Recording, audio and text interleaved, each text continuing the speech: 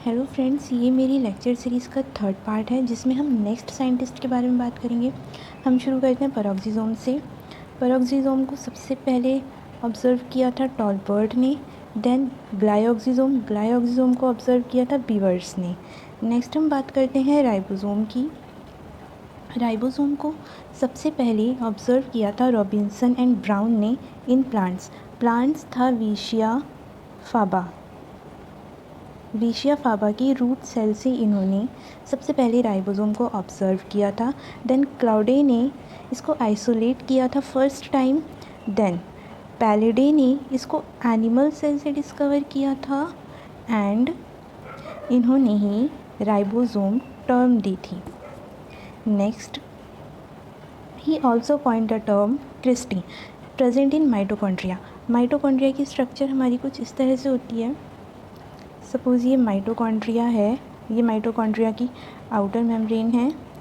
Mitochondria की जो inner membrane होती है वो थोड़ी फोल्डेड स्ट्रक्चर में होती है, लाइक दिस, इस तरह से फोल्डेड होती है इनर मेम्ब्रेन। तो ये जो फोल्ड्स होते हैं मेम्ब्रेन पर, ये इन फोल्ड्स को कहा जाता है क्रिस्टी।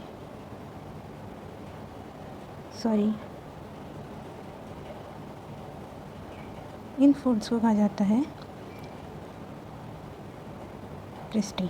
ये टर्म भी सबसे पहले पैलिडे ने दी थी।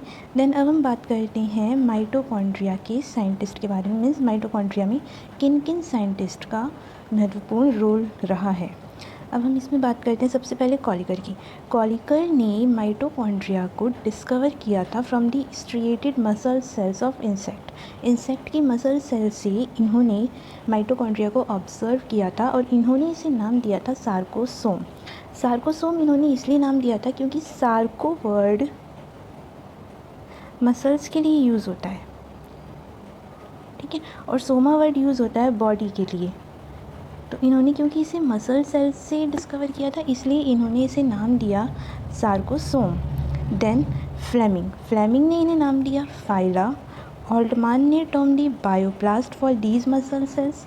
देन जो एक्चुअल माइटोकॉन्ड्रिया टर्म थी वो दी थी बेंडा ने। नेक्स्ट हम बात करते हैं, ये बिल्कुल याद रखना है कि जो माइटोकॉन्ड्रिया टर्म थी वो बेंडा ने दी थी, ठीक है, और माइटोकॉन्ड्रिया की डिस्कवरी कॉलिकर ने की थी striated muscle cells of insect. उसके बाद हम बात करते हैं फ्रेनेंडेज एंड मोरेन की। फ्रेनेंडेज एंड मोरेन ने ऑक्सीजोम या F1 F0 पार्टिकल्स को डिस्कवर किया था। अब ये F1 F0 पार्टिकल्स क्या होते हैं? सपोज़ ये हमारी माइटोकॉन्ड्रिया है, सपोज़ दिस इज़ माइटोकॉन्ड्रिया, यहाँ पे ये क्रिस्टी प्रेजेंट है।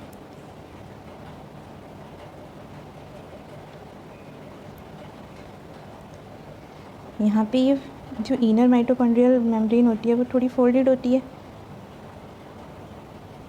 इन फोल्डेड स्ट्रक्चर्स को कहा जाता है क्रिस्टी। और इन्हीं क्रिस्टी पर कुछ पार्टिकल्स प्रेजेंट होते हैं। इन पार्टिकल्स को लाइक दिस, इस तरह से, ये जो पार्टिकल्स प्रेजेंट होते हैं इन पार्टिकल्स को कहा जाता है ऑक्सीजोम पार्टिकल्स, और इन्हीं को हम F1 F0 पार्टिकल्स भी कहते हैं। तो फ्रेनेंडेज एंड मोरेन ने इन F1 F0 पार्टिकल्स को सबसे पहले ऑब्ज़र्व किया था। और क्योंकि माइटोकॉन्ड्रिया एक सेमी ऑर्गेनेली है तो माइटोकॉन्ड्रिया के पास अपने खुद के DNA प्रेजेंट होते हैं जो कि सर्कुलर होता है, ठीक है, और इस DNA की खोज की थी सबसे पहले नास ने, ठीक है। इस माइटोकॉन्ड्रिया DNA की खोज की थी नास ने क्योंकि माइटोकॉन्ड्रिया के पास अपना DNA प्रेजेंट होता है, ठीक है।